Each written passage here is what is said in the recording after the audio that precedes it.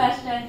So for me po, supernatural lang nung una ko na-meet si Pat. I mean, yung chemistry natin, it was really there. Comfortable din ako with him, like doing scenes. So, yeah, really to describe it, it's really easy with us.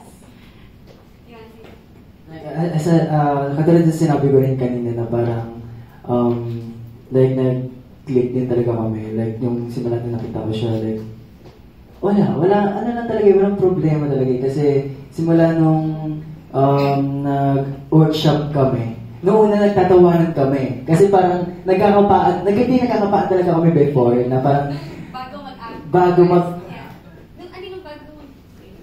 oo, parang medyo nag-a-adjust.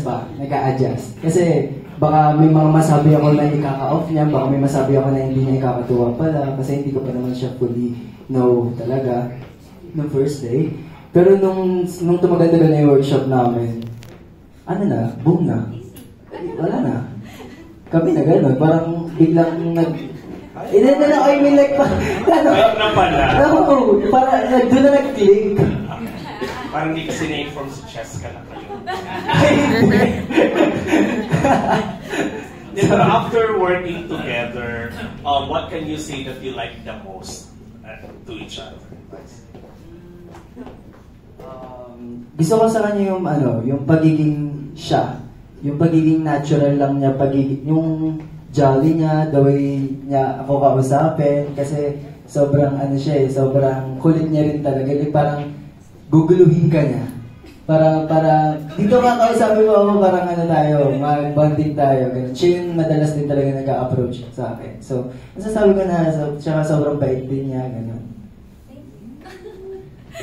For me po, si Patrick, like, grabe din naman siya mag-assist din sa akin. Yun, katulad ng sinabi ko kanina, he makes it easier also. Like, kung paano din sa set. And he also makes me comfortable talaga. Like, madali din talaga siya ka-work. So, okay, thank you. Congrats. Ay, natatawa pa ako kasi sabi ko sa kanya, sumasayaw ka ba? Tapos sayaw tayo. Sige, sample chat. And to Nico and Fergus, ayan. Kasi like, we've witnessed a lot of love teams formed in social media na eventually, di rin naman talaga. Eme-eme lang pala, ganyan. So, I mean, sometimes kini-question yung authenticity, parang, especially na parang sa, baka for clout lang to, pampadami ng following, etc. And, like kayo rin naman, may mga circle of friends kayo na nawala, di ba, and all. How do you address that? Yung kini-question yung authenticity ninyo as social media stars, especially playing as a love team?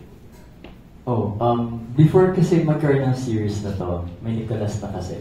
So usually yung, di ba sa Philippines, ginagawa yung series, tapos doon bubuhayin yung love team. So for me, I can say na, I mean, kanya-kanya, if gusto nilang maniwala, then we're happy. But if hindi sa kanilang patok yung ginagawa, it's still fine, though. Kasi for me, mas nagmamatter yung naniniwala sa amin. And kahit di naman kami, alam din naman namin na yun for us. And sa mga tao nakakaalam, yun. So for me, from time to time, always naman talagang i-question yung authenticity ng bawat love team. But at the end of the day, as long na kami ni Pearl yung nag-uusap at nagkakaintindihan, then elbow. And then, yun lang, mas pass. Hindi, for me, yun lang, yun yung nagmamatter for us. Yung kami yung mismong nakakalam kung ano yung totoo, saka ano yung hindi. Tapos sila, hayaan na namin sila. Mapag-isip, yun. Paano kayo lang nakakaalam ka, no? Pero kasi diba, like as audience, that's what we crave for. Na parang sana yung nakikita namin kilig totoo, sana maging sila in real life, ganyan. Actually, so, how are you in real life talaga? How are you beyond what we're seeing in this one screen? Ganito din. Kasi yung mga edit niya sa TikTok, sa mga social medias, nagugulat na lang kami, ginawa ba natin ito, boss? Kasi hindi ko nga naalala na may mga ganun palang eksena. Tapos, nagugulat na lang kami yung mga edits na parang, ay talaga ba? May ganito parang video, tapos nag-viral, tapos, na umaabot sa ibang nations pa nga ganun. Kaya natutuwa kami kasi yung mga bagay na hindi namin sinasadya, nakukuha pala yun ng mata ng mga nanonood. Kaya, yun, happy kami na doon na, minsan nga sa edit pa, bustig na mabuso. May mga ganun kami na eksena kasi hindi kami aware na may ganun pala kami, online and off-cam. Tapos kung pag nahagip, di makikita lang, pag hindi, well, it's gonna be a mystery. Perlas, how do you guard your heart? Diba? Grabe Sa yung mundo ng showbiz. For sure, diba? Parang like what you said kanina, it's overwhelming.